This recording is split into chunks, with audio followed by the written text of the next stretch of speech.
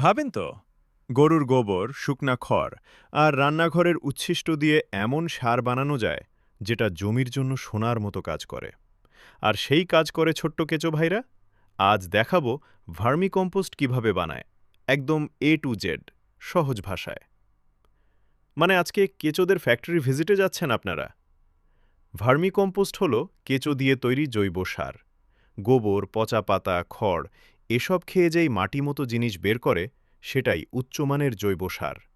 যা যা লাগবে এই সার তৈরির জন্য: গরুর গোবর, শুকনা খড়, পাতা, রান্নাঘরের সবজির উচ্ছিষ্ট, পানি, কেঁচো, বিশেষ করে রেড ভিগলার বা আইসেনিয়া ফেটিডা টাইপ, ছাউনি বা ছায়াযুক্ত জায়গা। কেঁচো ভাইদের কিন্তু এসি রুম লাগে না, তবে রোদে রাখলে ওরা চাকরি ছেড়ে পালাবে। প্রথমে ছায়াযুক্ত জায়গা বেছে নিতে হবে, সরাসরি রোদ বা অতিরিক্ত বৃষ্টি যেন না লাগে। এরপর মাটির উপর বেড বানাতে পারেন, অথবা ড্রাম, টব, সিমেন্টের ট্যাঙ্ক ব্যবহার করতে পারেন। সাধারণ সাইজ: চওড়া ৩ ফুট, উচ্চতা ১.৫ ফুট, লম্বা জায়গা অনুযায়ী। এখন সবচেয়ে গুরুত্বপূর্ণ ধাপ: তাজা গোবর সরাসরি দেওয়া যাবে না, কারণ তাজা গোবর গরম থাকে, এতে কেঁচো মারা যেতে পারে। তাই গোবর ১০ থেকে ১৫ দিন আলাদা রেখে একটু পচিয়ে নিতে হবে। মাঝে মাঝে পানি ছিটাতে হবে।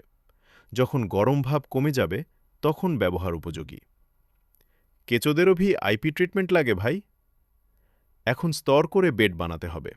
প্রথম স্তর শুকনা খড় বা পাতা, দ্বিতীয় স্তর আধা পচা গোবর, তৃতীয় স্তর সবজির উচ্ছিষ্ট। এভাবে লেয়ার করে সাজাবেন। এরপর হালকা পানি ছিটাবেন। শুধু গোবর দিলেও হবে, মনে রাখবেন ভিজা থাকবে কিন্তু কাদা হবে না। এখন কেঁচো ছাড়ার পালা। প্রতি ১০০ কেজি উপাদানে প্রায় ১ কেজি কেঁচো ব্যবহার করা যায়। কেঁচো ছাড়ার পর উপরে বস্তা, খড় বা নারিকেলের ছোবড়া দিয়ে ঢেকে দিন। এখন কেঁচো ভাইদের ডিউটি শুরু। প্রতিদিন শুধু খেয়াল রাখবেন অতিরিক্ত রোদ না লাগে, পানি শুকিয়ে না যায়, বেশি ভিজেও না যায়। মাঝে মাঝে পানি স্প্রে করবেন। আর একটা কথা, লবণ, তেল, মাংস এসব বেডে দিবেন না, না হলে কেঁচোরা বলবে এই চাকরি আমি করব না।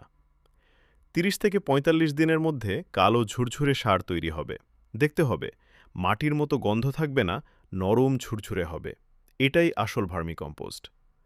এখন সার একপাশে রেখে আলো দিলে কেঁচো নিচে চলে যাবে। উপরের সার আলাদা করে সংগ্রহ করুন।